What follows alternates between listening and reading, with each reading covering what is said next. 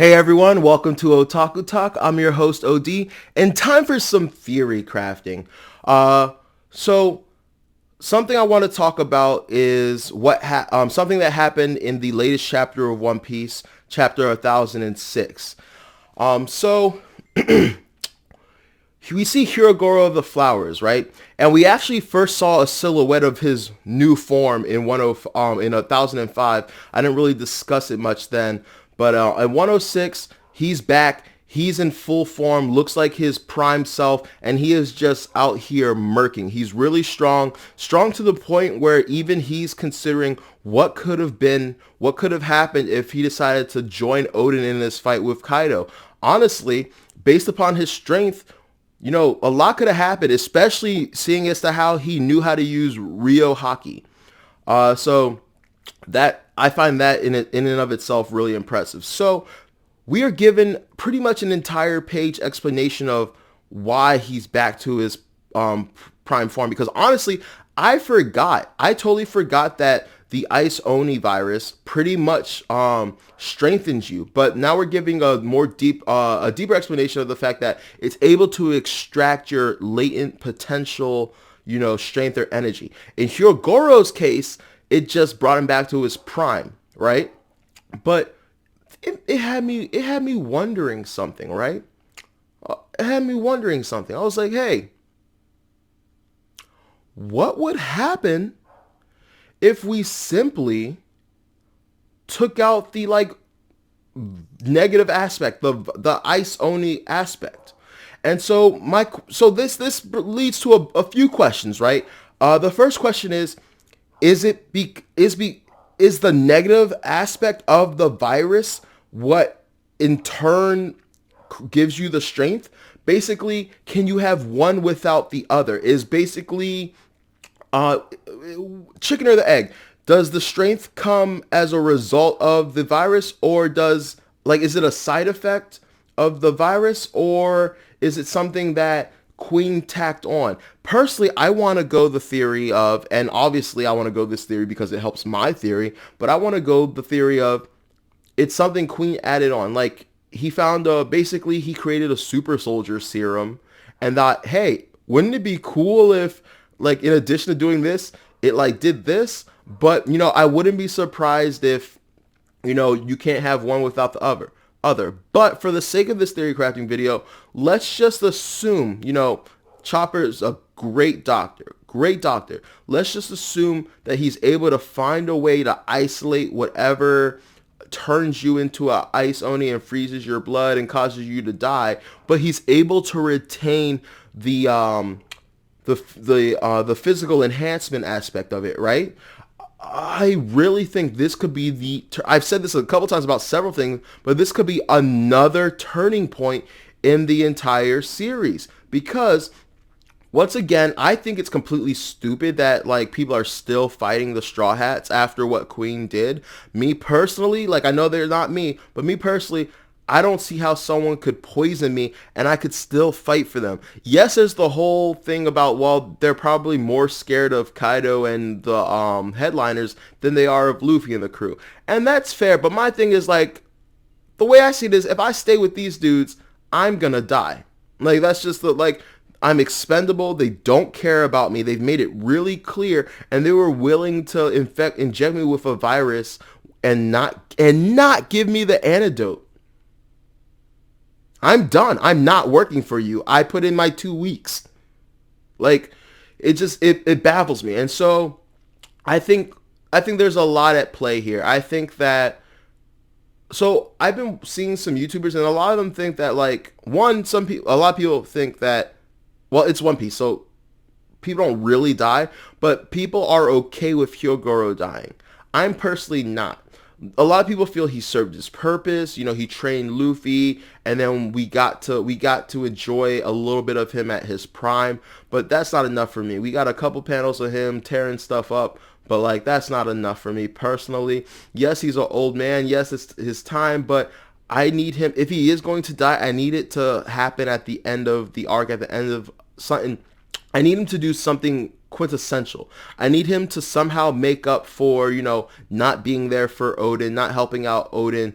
I need him to do something very heavy to the story. He can die. He can definitely die. I just don't want him to die at this point. I think he has a little bit more that we can squeeze out of him, and I think that Chopper saving him with the antidote is that thing. There's a couple theories. Possibly, he doesn't have to do anything to it. The antidote will just reverse the Ice Oni part, but the physical enhancements will stay.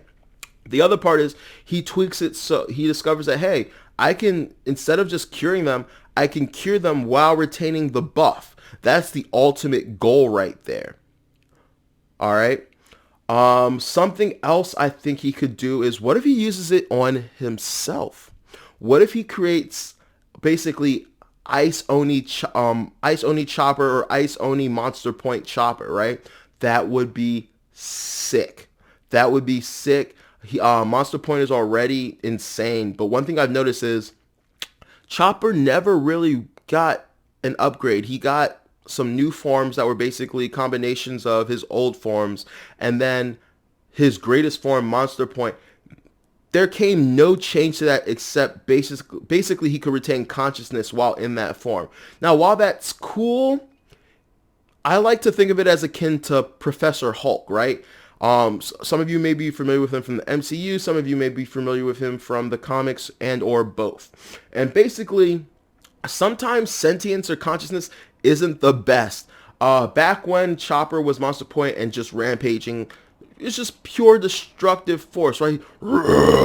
Just smash, smash, smash. And then now you have Monster Point Chopper, who's all like Kawaii Chibi Chopper, but he's in the body of Monster Point. And part of me thinks like, okay, well, now he can direct his power, but is he as strong? He's a doctor at his core, and a doctor never really wants to hurt people, right? A doctor never wants to grievously injure someone, right? So, maybe with the consciousness comes some restraint of power.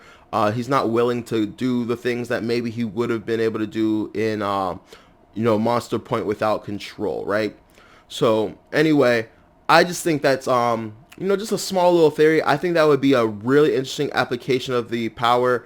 I honestly think something is going to come of it, because I just don't feel like Oda would have taken the time of day to just dedicate a whole panel like that to re-explaining how exactly the Ice Oni virus works. Because honestly, I was like, in my head, I was like, wait, why is Hyogoro buff again? And then the explanation came. I was like, oh yeah, that makes sense.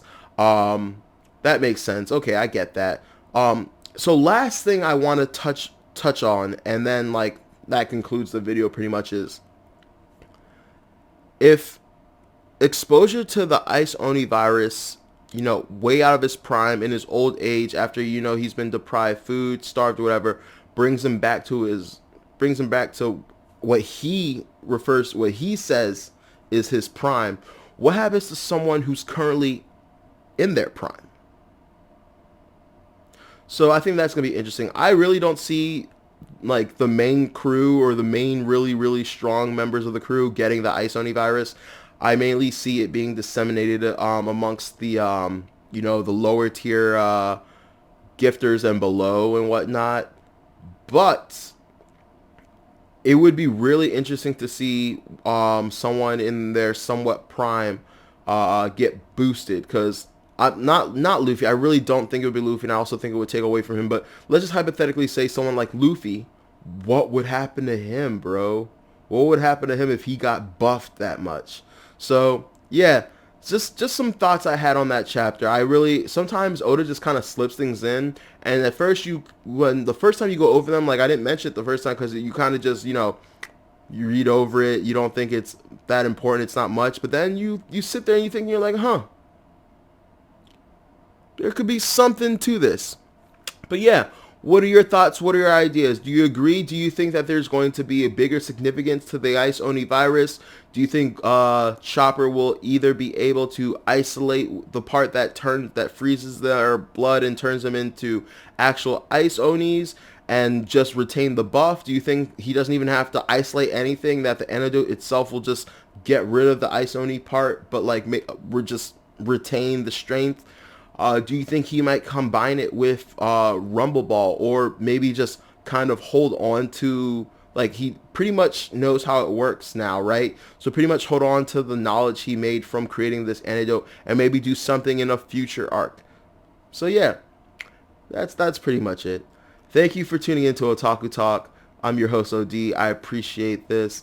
And yeah, please drop a like, share, and subscribe if you like this video. Take care, guys.